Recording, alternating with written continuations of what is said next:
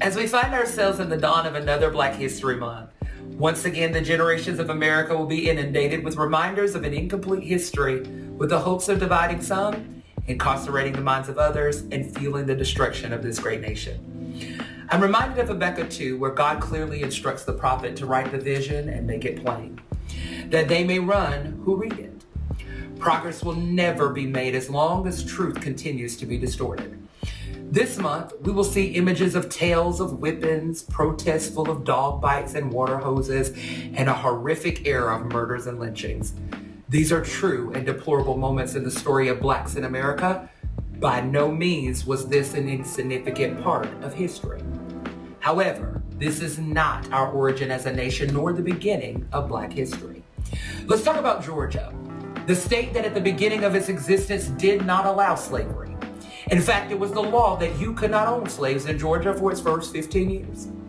Many of the Black people during that time viewed Georgia as the Mecca of the South, until the greed for power created evil men who would harm their brother and take their freedom, all for $1. Sounds like leadership today. The very Constitution of America almost never was, because wise men like Thomas Paine, the father of the Revolutionary War, and President John Adams, along with 25 others, who never owned slaves, argued vehemently against it. Their arguments so moved Benjamin Franklin that he freed his slaves and became a practicing abolitionist, not just a proclaiming one. Just like today, we have proclaiming abolitionists, but not practicing abolitionists. It was that contempt for slavery that festered and created the Civil War, a war that destroyed more lives than any other war fought by the U.S. Just like it is that same greed and festering hate that is destroying lives of Americans today.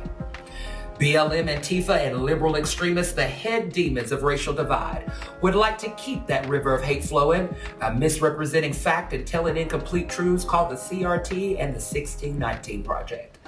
Elected officials produce bills that will pay mothers not to have fathers in the home when you get pregnant, increasing fatherless homes and creating dependency on the government. Sounds like modern day slavery.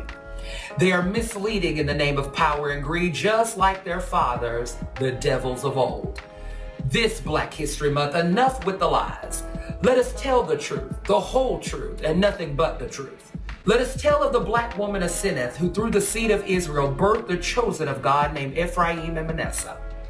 Let's talk about Shepherd Jethro, who nurtured Moses' ability to deliver the people of God out of the hands of their oppressors. And let us not forget Zipporah, the Black wife of Moses, who rescued him from the wrath of God when Moses neglected his covenant with God. Sounds like us today. We refuse to see the various ethnic groups that make up this nation as one. One. On the way to justice, we get distracted by hate and vengeance against our brother. Let's talk about the Shulamite who had the wisest man ever, King Solomon, so enamored by her humility and grace, he dedicated his life in a book called The Song of Solomon in her honor. And let us not forget the good man Simeon, who aided Jesus in carrying his cross of Golgotha for the liberation and reconciliation of mankind to his Creator. My people, American people, Black people, if you're gonna go visit the past, the days of old, for inspiration, motivation, and guidance, remember, your origin and all of who you are did not begin on a boat, a plantation, or the civil rights movement. We were kings and priests that created systems in Egypt that inspired the birth of many nations, including our own.